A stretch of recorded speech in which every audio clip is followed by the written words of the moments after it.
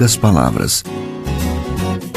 Um olhar sobre o mundo, a vida e a sociedade, à luz da Palavra de Deus, com Augustus Nicodemos.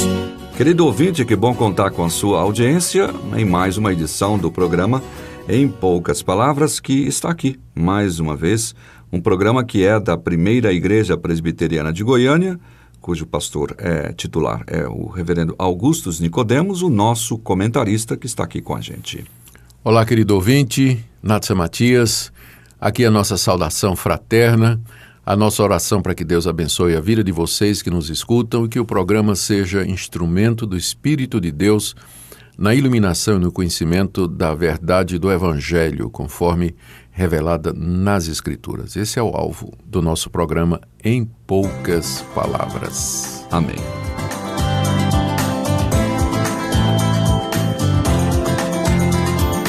O programa de hoje vai falar sobre vida, morte e oração. As perguntas, né, que são várias, vem lá do Roberto Vilarim. Então, Roberto, fique atento que hoje o programa responde a sua pergunta, que também pode ser, com certeza, a pergunta de outros ouvintes do programa.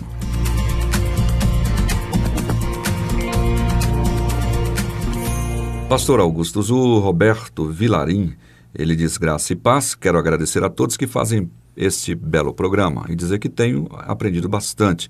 Ele é de Campina Grande, Paraíba. Estive lá recentemente. Então, ele disse, né? No carnaval, não é isso? Não? Foi. Exato. Durante o carnaval. Não para brincar carnaval, mas para pregar no Consciência evento Cristã lá, né? Isso Tem aí. um evento chamado Consciência Cristã. Isso. E a pergunta dele é sobre o rei Ezequias. Seria uma dúvida, né? Uhum. A Bíblia diz que Deus acrescenta 15 anos de vida a ele depois que a sua oração foi atendida. Ele pediu a Deus que não tirasse a sua vida. E ele então pergunta, Deus se arrependeu porque ele ouviu a oração e já tinha como certo a morte dele. Outra pergunta, já temos o dia certo da nossa morte? E uma terceira, e com uma oração é possível acrescentar anos de vida, né? Em resposta a essa oração, podemos mudar o dia da nossa morte através da oração? Pois é.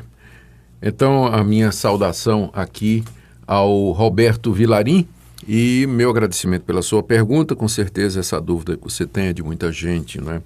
Vamos começar com a questão do arrependimento de Deus.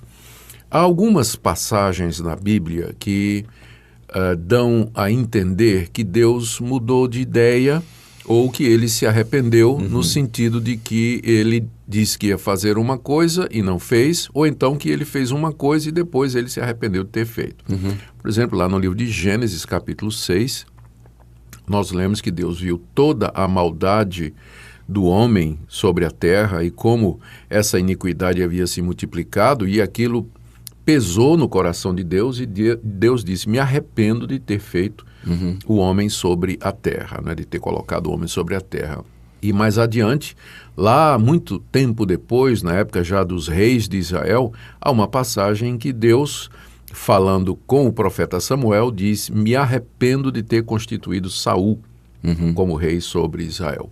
Essas passagens, elas têm sido, de fato, né, um motivo de questionamento, né, dos cristãos. Será que Deus se arrepende? Porque se Deus ele é onisciente, é perfeito. Se ele é perfeito, se ele é imutável, em que sentido Deus se arrepende? Que o homem se arrependa, a gente pode entender, porque o homem não sabe todas as coisas, o homem é falível, o homem toma decisões erradas, faz coisas erradas, e ele pode olhar para trás e ver que ele errou e dizer, não, estou arrependido. Ou então o homem diz, eu vou fazer isso, e de repente ele percebe que aquele caminho não é o melhor, ele então se arrepende do que ele falou e faz a coisa diferente. Mas como entender o arrependimento de Deus, não é? A resposta que a teologia reformada clássica dá é que essas passagens que falam do arrependimento de Deus, elas se enquadram na categoria daquilo que a gente chama de antropomorfismo ou antropopatismo. Ou seja, são duas palavras difíceis, não é?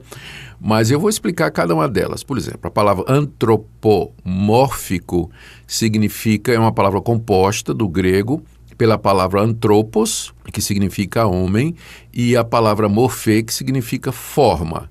Então, uma linguagem antropomórfica é uma linguagem que se refere a Deus como se ele tivesse forma de homem. Deixa eu dar alguns exemplos aqui. Os salmos, por exemplo, falam assim: os olhos de Deus estão em todo lugar. Ué, Deus não tem olho, né? Deus é espírito. Ou Isaías diz assim: a mão do Senhor não está encolhida para que não possa salvar. Exato. Deus também não tem mão, não é? Há várias passagens da Bíblia que se referem a Deus como se tendo uma forma humana. E a gente sabe que não é verdade, no sentido de que Deus não tem um corpo como nós temos. Ele não tem olho, não tem ouvido, não tem braço, não tem perna, não tem nada. Então, toda vez que a Bíblia se refere a Deus dessa forma, nós dizemos que a Bíblia está usando uma linguagem antropomórfica, ou seja, falando de Deus como se ele fosse um de nós. Qual o objetivo da linguagem antropomórfica?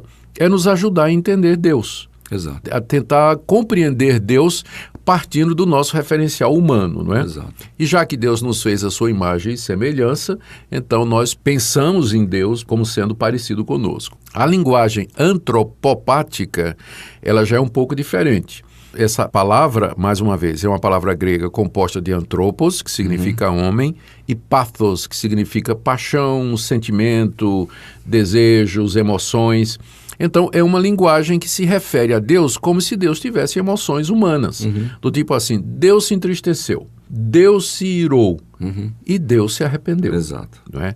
Então, o arrependimento de Deus deve ser entendido como uma linguagem antropopática, ou seja, Deus está falando como se ele fosse um de nós, para que nós possamos compreender, ou pelo menos tentar entender, os caminhos dele. Então, quando Deus diz: me arrependo de ter feito o homem sobre a terra, não é que Deus não sabia o que é que ia acontecer lá no paraíso, a queda e todo o resultado, coisa nenhuma.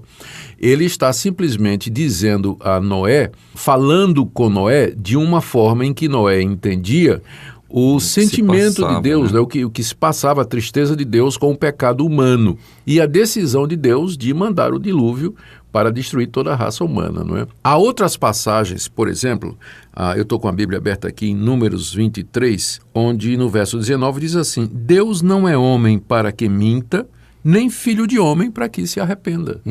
Igualmente, existem palavras que falam da imutabilidade de Deus, que o propósito dele permanece, de que Deus não volta atrás, que Deus não se arrepende, que Deus decretou tudo o que existe, que Deus conhece todas as coisas. Então, a gente só pode entender o arrependimento de Deus como sendo uma linguagem figurativa para que nós, humanos, possamos nos relacionar com Deus. Deus se relaciona conosco falando a linguagem que a gente entende, a linguagem da acomodação à nossa situação humana. Daí que vem essas expressões, não é? Deus, ele é onisciente, ele é imutável, ele decretou todas as coisas, portanto, ele não se arrepende como nós, humanos, nos arrependemos. Deus não é falível, Deus não erra, não é? Desculpe, mas a partir disso nós entendemos, digamos assim, aí usando mais uma questão do antropopatismo, né? A dor de Deus nesse sentido, quando ele diz ele se arrependeu, ou seja, o quanto o homem ofendeu, né, a Deus com o pecado. Está falando exatamente, descreve a gravidade do pecado humano, não é? Em termos do sentimento de Deus. Agora vamos chegar no caso de Ezequias. Todo mundo lembra a história, está no livro do profeta Isaías. Ezequias era um rei piedoso, temente a Deus, e um dia o profeta Isaías é mandado por Deus trazer o recado para ele. E o recado é esse: põe em ordem a tua casa, porque morrerás e não viverás. E aí o profeta Isaías sai do palácio, Ezequias se volta para o templo, né, que era o costume dos judeus, orar voltado para o templo, e ele diz: Senhor, eu peço que tu te lembres que eu andei diante de ti com retidão, fiz o que é agradável aos teus olhos, lembra-te de mim. Então, em outras palavras, ele diz: Deus, eu não quero morrer. Eu sei que o Senhor mandou o profeta dizer que eu vou morrer, mas tem misericórdia, eu não quero morrer agora, não é? E aí Isaías não tinha nem saído do palácio e a palavra do Senhor veio para Isaías e diz: volta lá. Eu ouvi a oração do rei Ezequias, volta lá e diz a ele que eu vou acrescentar 15 anos. Sim. Então, a pergunta é: qual era o plano original de Deus? Nós não sabemos, né? A verdade é essa. Com certeza o plano original de Deus era dar 15 anos para o profeta. Aliás, para o rei Ezequias. O que Deus queria com aquela declaração inicial era provocar o rei Ezequias. a se humilhar diante de Deus, reconhecer que sua vida estava nas mãos de Deus e que Deus é aquele que dá a vida e que toma. Então, no final, a vontade de Deus foi feita exatamente como Deus queria, né? Que era dar ao rei Ezequias mais 15 anos de existência. É interessante, né? As pessoas querendo aplicar isso para os nossos dias, eles dizem assim, não, a oração, ela muda a mente de Deus. A oração muda a vontade de Deus. Por exemplo, Deus quer que eu morra. Eu estou aqui no hospital, né? Eu vou morrer, minha morte é certa. E aí eu oro, Deus muda de opinião e eu fico sarado.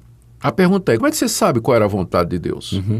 Porque Deus não revela sua vontade secreta com relação a nós. A sua providência, ela é misteriosa. Como é que eu posso dizer que Deus se arrependeu se eu não sei qual é o plano dele original? O plano dele original pode ter sido isso mesmo, levar você ao desespero, né, pela doença, para que você clamasse a ele e no fim ele lhe ouvisse e lhe abençoasse. Dizer que a oração muda o plano de Deus, você primeiro teria que saber qual é o plano de Deus e esse plano ele não revela. O Sproul, no livro Discípulos Hoje, ele destaca uma coisa interessante. Ele diz assim, nós não mudamos a mente de Deus com as nossas orações, mas as coisas mudam. E a primeira coisa que muda é o seu coração, é o nosso coração. Há um sentido, Natsan, em que as orações, elas são realmente eficazes. Quando Deus manda a gente orar e diz que Ele vai atender as nossas orações, isso não é uma ilusão, não é uma promessa vã. Deus vai responder às nossas orações e Deus vai atender os nossos pedidos. Só que no final, a vontade dele será feita. Sim. E as nossas orações, elas são meios secundários pelos quais Deus obtém o seu propósito.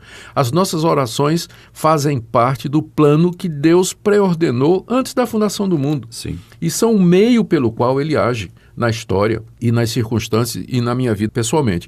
Por isso, o crente que é calvinista, reformado, ele crê na soberania de Deus, ele é encorajado a orar, ao contrário do que pensam alguns, não é? A gente sabe que as orações fazem parte do plano de Deus e que Deus atenderá às orações porque Ele assim o quis antes da fundação do mundo. Bom, sobre o dia da morte, não é? O dia da morte está marcado, não tem jeito, diz lá o Salmo que os dias estão contados e estão na mão de Deus. E quando chegar a hora de ir, nós iremos, com oração ou não. Né? Agora, que privilégio que teve o rei Ezequias, né? Deus disse para ele, você vai ter mais 15 anos. Né? Isso. Poxa, Deus fala, você vai ter mais 2, 15 anos, enfim. É interessante isso. Foi muito bom e foi um grande privilégio. Agora, é claro, né, no final era o que Deus queria mesmo, abençoar aquele rei. Né, mas avisar para ele isso, né? Ó, você tomar conhecimento disso. Tem né? 15 anos aí. Eu não sei se eu queria saber o dia da minha morte não, viu, Natsan? Mas o cara já ia morrer, né? Aí ele diz, agora você tem. Ou seja, ele já teria isso. Mas saber disso dá para organizar melhor a sua vida, né? Pensar mais adequadamente. Fazer um seguro seguro de vida, né? Para deixar a viúva bem protegida, né? Acho que seria também angustiante. Tem um filme que fala sobre isso, eu vi uma vez. Dá uma angústia ver aquele filme. Mas você vai morrer daqui 2 horas. Meu Deus do céu, que agonia que é. Eu acho que é um privilégio a gente não saber. É uma bênção que Deus nos dá. A ignorância com relação ao dia da nossa morte, para que a gente viva cada dia na presença de Deus, na dependência dele e para que a gente esteja pronto agora, a qualquer hora, sempre, a qualquer hora Deus nos leva. Exatamente, é verdade. Bem, obrigado pela sua pergunta, o Roberto Vilarim, que fez essa pergunta e pudemos conversar aqui com o reverendo Augustus Nicodemos, pastor, nosso comentarista, sobre esse tema tão relevante, tão importante para a sua vida. Obrigado, ouvinte, e até o próximo programa. Sabe aqueles momentos difíceis que se tornam muito mais complicados quando não se tem ninguém por perto com uma palavra de ânimo e incentivo? Para esses momentos, ligue Disque Paz, uma palavra amiga para todas as horas da vida. Mensagens baseadas na palavra de Deus que podem iluminar o seu caminho e tornar mais claras as decisões. Disque Paz em Goiânia, 3558-6868. Em poucas palavras, um olhar sobre o mundo, a vida e a sociedade, à luz da palavra de Deus. Apresentação, Natsan Matias. Comentário, Augustus Nicodemos. Um programa da Primeira Igreja Presbiteriana de Goiânia, Rua 68, esquina com 71, Centro. Visite o nosso site www.pipg.org.br. Apoio Seminário Presbiteriano Brasil Central, Goiânia.